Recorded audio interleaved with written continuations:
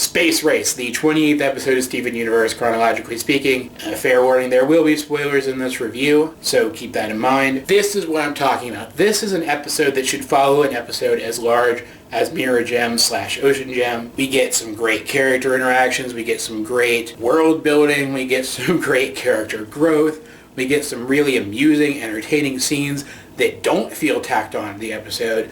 This is a good episode in every regard. It starts out, Garnet is worried.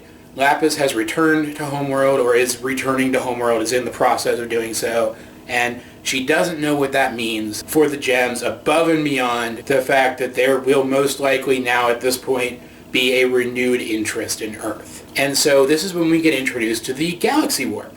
The gems, with Steven along for the ride, but I mean he is a gem anyway, are testing the Galaxy Warp pads. These are the warp pads that aren't local. They don't only go to other places on Earth. These go to other gem-controlled planets, and there's even a warp that is an express pathway back to Homeworld, which incidentally is how we know that Peridot came from Homeworld and not from another gem colony, because this is the warp that she comes through when she first arrives on Earth. Just wanted to point that out. Anyway, these warps are all damaged, and they're checking each one of them in turn to make sure they are still non-functional, and then Steven is marking them with these Crying Breakfast Friends stickers.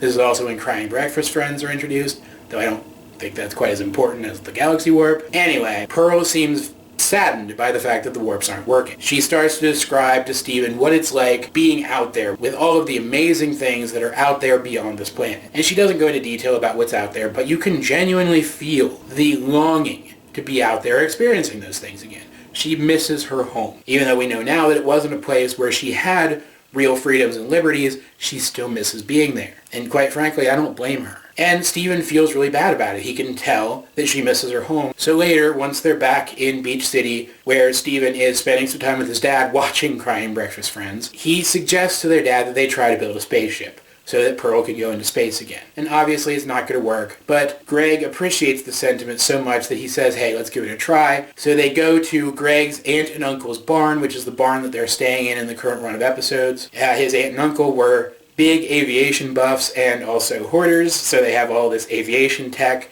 stored in the barn that Greg and Steven can try to use to build a spaceship. They even create their own imaginary company, Universe and Universe's Universal Space Travel. But, I mean, obviously they don't actually build a spaceship. They end up building this wheeled toy and bringing Pearl in, and she watches Steven ride it down the hill. It's all really cute, except Pearl decides she's going to take this all very, very seriously. So she starts schooling them on aerodynamics and how to build an actual spaceship, and you could see it escalating. She's actually trying to build a spaceship.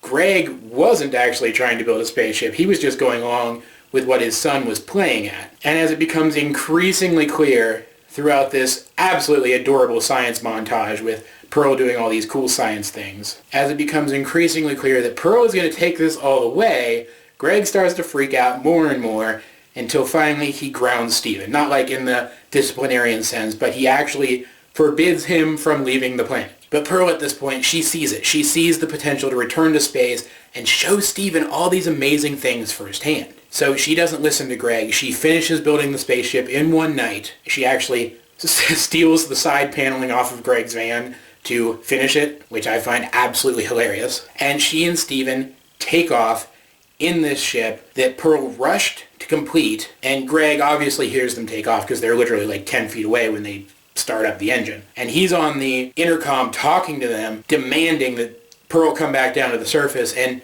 she's just ignoring him. She's ignoring everything except that star field that has just come into view. It's blinded her to everything else, including the fact that the ship has started falling apart. So Steven, he says, Pearl, sometimes you have to know when to bail. It's something that his dad had told him earlier on in the episode.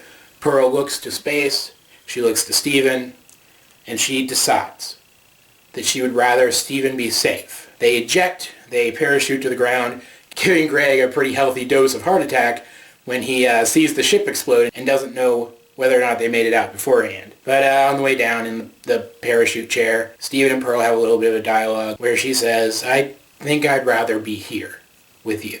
And it's this nice, touching little ending to wrap up what is a nice, touching little story. And I've talked before about how Pearl doesn't seem to have her own reasons for fighting for the planet, for staying here and continuing to fight, that she seems to base all of her dedication on what Rose told her to do and what to believe. But this episode is one of the episodes where we get a pretty good glimpse at what it is that I feel will become Pearl's reason for fighting, and that's Steven. She cares about Steven enough that she is willing to give up the things that she loved about her old life to be with him. And quite frankly, there's nothing more to say about this episode. The emotional aspects are obvious, the character aspects are obvious, and the story is simple enough and enjoyable enough that there doesn't have to be any more to it. It manages to blend really well with the emotional issues and the character development without feeling like they don't mix, and tell a story that is genuinely, simultaneously, both amusing and heartwarming. In my opinion, guys, this is actually one of the very best episodes of the entire show. But, guys, what did you think about this episode if you have seen it? Let's get a discussion going in the comment section down below. Either way, this has been AJ22, and I will talk to you guys later.